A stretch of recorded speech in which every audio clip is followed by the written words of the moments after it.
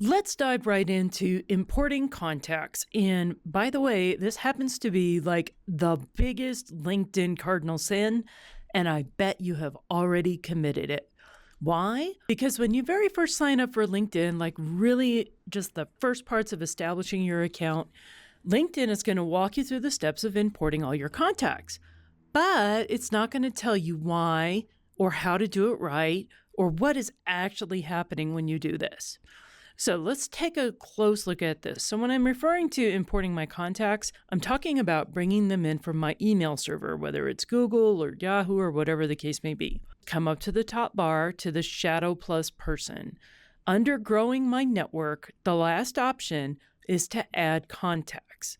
So I'm going to import my contacts from Yahoo. It takes it a moment to think about this. Now, I already logged into my account, but you might have to log into yours. So yes, I agree. Nobody is going to spam my contacts but myself, by the way. The first thing we see here are people who are already on LinkedIn, but I am not connected to them yet. Right here where it says Add Connections 46, this is that huge LinkedIn cardinal sin.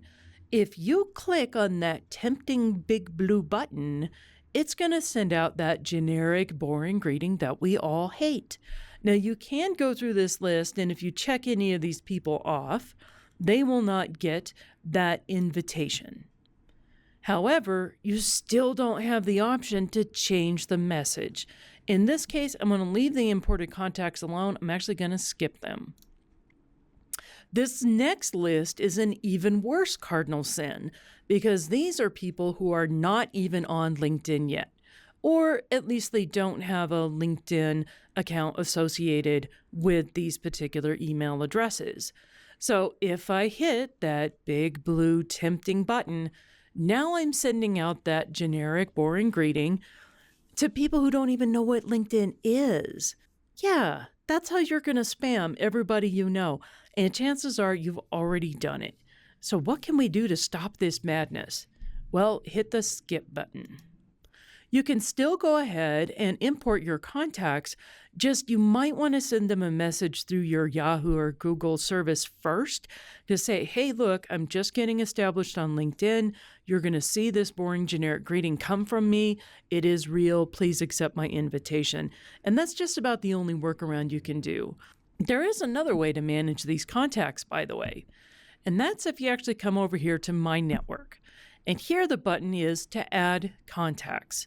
So once again, we can import things from here, fresh and new, or we have a new option, that being this gear.